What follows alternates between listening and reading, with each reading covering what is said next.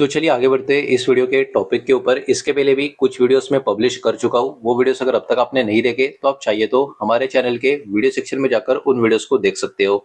तो यहाँ पर हम बात करने वाले GMR एयरपोर्ट्स लिमिटेड इस कंपनी के शेयर के बारे में।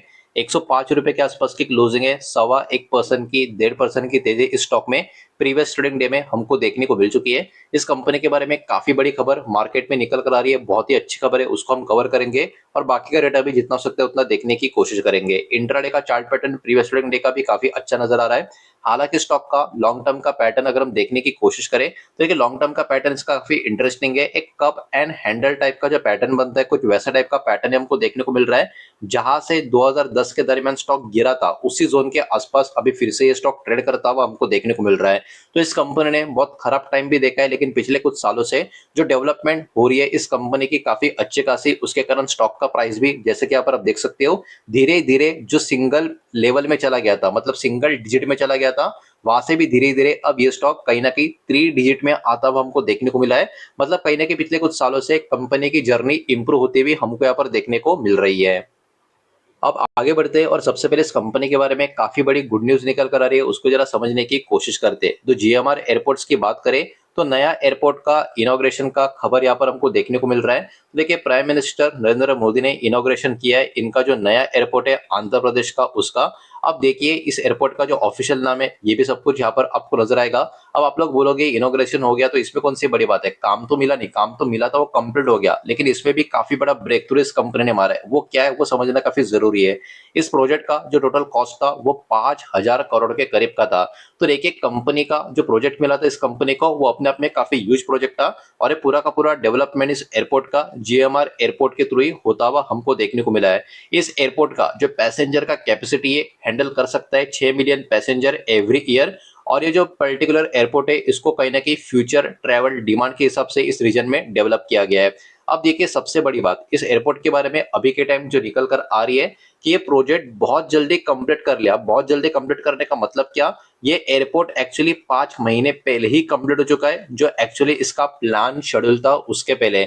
इसका मतलब क्या, इसका मतलब बहुत ही जल्दी इन्होंने अपना कामकाज पूरा कर दिया।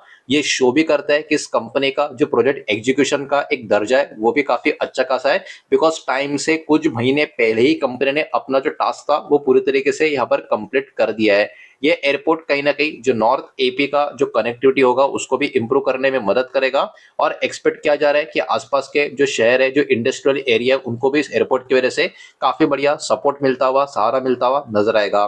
कार्गो फैसिलिटी की बात करें जहां तक इस एयरपोर्ट में, तो देखिए कार्गो टर्मिनल भी यहाँ पर जिसका capacity 25,000 metric ton per year का जो बोला गया है वो यहाँ पर दिया गया है। और इसके कारण कार्गो मूवमेंट और एक्सपोर्ट का भी इंप्रूवमेंट इस एयरपोर्ट के थ्रू होता हुआ नजर आएगा, जो कहीं ना कहीं एक और काफी बड़ी डेवलपमेंट वाली चीज इस रीजन के लिए, इस कंपनी के लिए भी हमको यहाँ पर देखने को मिल रही है। लॉजिस्टिक भी बेटर होता हुआ देखने को मिल रहा है, बिकॉज कार्गो टर्मिनल का जो कनेक्शन है वो विशाखापट्टनम का जो पोर्ट है और इंडस्ट्रियल कॉरिडोर है उनके कनेक्शन में ही सब कुछ आसपास में ही आपको नजर आता है। तो ये कहीं ना कहीं इंडस्ट्री को अपना जो गुड्स है ट्रांसपोर्ट करने के लिए फास्टर वे कहीं ना कहीं प्रोवाइड करने का काम करेगा। इंटरनेशनल ऑपरेशंस की बात करें तो ये एयरपोर्ट 3,800 कोड ई रनवे का आपको नजर आएगा। इसमें वाइड बॉडी एयरक्राफ्ट जो होते हैं उनका भी यूज इंटरनेशनल फ्लाइट्स के लिए जो होता है उसको भी इस बड़े रूट पे अकोमोडेट किया जा सकता है। तो ओवरऑल कहीं ना कहीं ये एयरपोर्ट इस कंपनी के लिए एक बहुत ही बड़ा गेम चेंजिंग अपॉर्चुनिटी आने वाले समय में बड़े बड़े ऑर्डर्स के लिए भी देता हुआ नजर आ सकता है। ये airport design, build, finance, operate and transfer यानी DBFOT मॉडल के अंतर्गत यहाँ पर किया गया है। और दोस्तों सिर्फ इतना ही नहीं, इसी एयरपोर्ट के कामकाज के साथ, मतलब एयरपोर्ट का जो इनको कामकाज मिला है उसके साथ बाकी के भी कुछ इंफ्रा के प्रोजेक्ट है जिसका वर्थ 18,000 करोड़ के आसपास का जो बताया जा रहा है वो भी आंध्र प्रदेश में इस कंपनी के द्वारा लॉन्च किए गए। तो ओवरऑल देखा जाए कंपनी का ओवरऑल ऑर्डर बुक, कंपनी का एग्जीक्यूशन, सब कुछ काफी अभी के टाइम बढ़िया हमको देखने को मिल रहा है।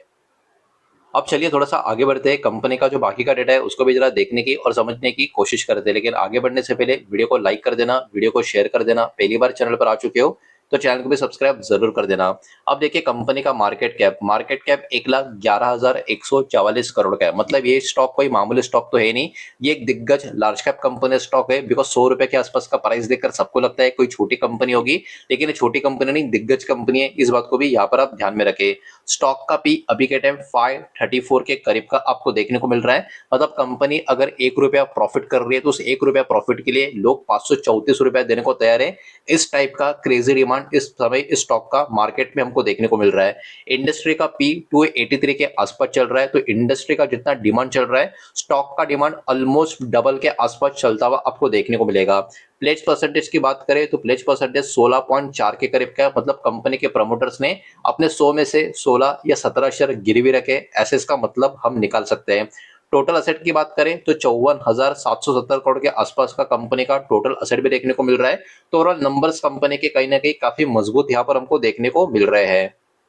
अब थोड़ा सा आगे बढ़ते हैं और चेक कर लेते हैं इस कंपनी का प्रॉफिट एंड लॉस का स्टेटमेंट कैसा देखने को मिल रहा है। जो भी नंबर होंगे करोड़ में होंगे और कंसोलिडेटेड फिगर जो होंगे वही यहाँ पर हम चेक करने वाले हैं। तो पिछले 4 साल का जो डेटा होगा फाइनेंशियल ईयर का, वो स्क्रीन के ऊपर प्रॉपर तरीके से हम देख सकते हैं। तो सब कुछ काट छाट के कंपनी के नेट प्रॉफिट के नंबर अगर हम देखें तो यहीं पे बहुत बड़ा गेम आपको देखने को मिलेगा। 4 साल पहले कंपनी का लॉस था 840 करोड़ का। उसके अगले साल भी कंपनी का लॉस था 828 करोड़ का, लेकिन compare to previous year company का लॉस कम हो गया। उसके अगले साल भी कंपनी का लॉस था 817 करोड़ का, लेकिन ध्यान से अगर आप देखोगे तो हर साल कंपनी का जो लॉस है धीरे धीरे कम होता गया। और मैंने कई बार आपको ये चीज बोल के रखी है, समझा के भी रखी है कि जब भी किसी कंपनी को लॉस होता है, लॉस होना बुरी बात नहीं है, लेकिन वो लॉस अगर हर साल कम होता जाता है तो मार्केट में ये माना जाता है कि कंपनी कहीं ना कहीं अगर एक कंसिस्टेंसी रखे तो आने वाले सालों में ऐसे ही लॉस कम करते करते प्रॉफिट में भी आ सकती है।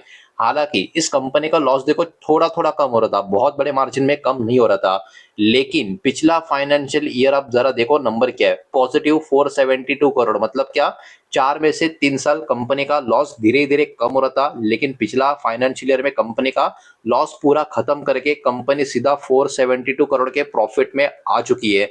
मतलब ये कंपनी कंटिन्यूअसली काफी जबरदस्त तरीके की ग्रोथ अपने दिखा रही है। कंटिन्यूअसली क्यों? बिकॉज लॉस भी कंपनी लगातार कम कर रही है, मतलब अपने आप को इंप्रूव कर रही है और अब कंपनी बड़े प्रॉफिट में भी आ चुकी है। तो ये अपने आप में काफी बड़ी बात इस कंपनी की अभी के टाइम मानी जा रही है।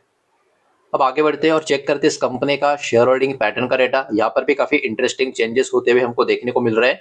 जून 2026 का जो लेटेस्ट शेयर होल्डिंग पैटर्न है वो यहाँ पर अपडेट हो चुका है। तो इसमें प्रमोटर की होल्डिंग अगर आप देखोगे तो प्रमोटर देखो पिछले कुछ क्वार्टर से धीरे धीरे अपनी होल्डिंग लगातार बढ़ा है और अभी प्रमोटर की होल्डिंग 67% के ऊपर जा चुकी है। मतलब प्रमोटर खुद इस कंपनी के जो है लगातार अपना स्टेक इंक्रीज कर रहे हैं। ये भी बहुत ही पॉजिटिव बात मानी जा सकती है। इतना ही नहीं, एफएस की होल्डिंग भी ध्यान से अगर आप देखोगे पिछले कुछ क्वार्टर से लगातार इंक्रीज हो रही है और अभी एफएस की होल्डिंग 21.5% का नंबर क्रॉस कर चुकी है। मतलब एफएस और प्रमोटर दोनों अपना होल्डिंग लगातार बढ़े। अब इतनी बात नहीं, डीएस का होल्डिंग भी अगर आप देखोगे तो डीएस का होल्डिंग भी पिछले कुछ क्वार्टर से लगातार इंक्रीज होता हुआ ही देखने को मिल रहा है।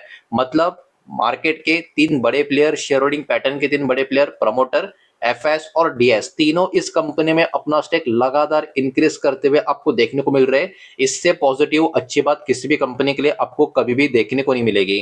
तो पब्लिक होल्डिंग की बात करें, public holding exactly opposite direction में कम होती हुई आपको नजर आएगी और अभी 6% की होल्डिंग पब्लिक के पास है। मतलब बचा हुआ ऑलमोस्ट 94% का जो स्टेक है 3 बड़े प्लेयर्स के पास ही आपको यहाँ पर देखने को मिल रहा है। तो देखिए ओवरऑल खबर काफी अच्छी इस कंपनी के बारे में निकल कर आ रही है। कंपनी के फाइनेंशियल्स भी इंप्रूव होते हुए देखने को मिल रहे हैं और कंपनी का शेयर होल्डिंग पैटर्न तो काफी मजबूत यहाँ पर हमको देखने को मिल रहा है। यही सारा डेटा इस वीडियो के माध्यम से आपके सामने प्रेजेंट करना था। जो भी डेटा मैंने आपके सामने प्रेजेंट किया है सब कुछ एजुकेशनल, इन्फॉर्मेशनल, न्यूज पर्पज के हिसाब से ही है। किसी भी तरीके का इन्वेस्टमेंट का एडवाइस या स्टॉक का रिकमेंडेशन मैं आपको दे रहा नहीं हूँ, ना ही मैंने आपको दिया है। इस बात को भी यहाँ पर आप ध्यान में रखें। उम्मीद करता हूँ वीडियो समझ आया होगा, पसंद आया होगा तो वीडियो को लाइक करें, दोस्तों से शेयर करें। पहली बार चैनल पर आ चुके हो तो सब्सक्राइब भी कर देना और कोई भी स्टॉक में निवेश करने से पहले खुद की स्टडी रिसर्च जरूर करें, फाइनेंशियल की सलाह जरूर ले। मिलते हैं नेक्स्ट वीडियो में, धन्यवाद।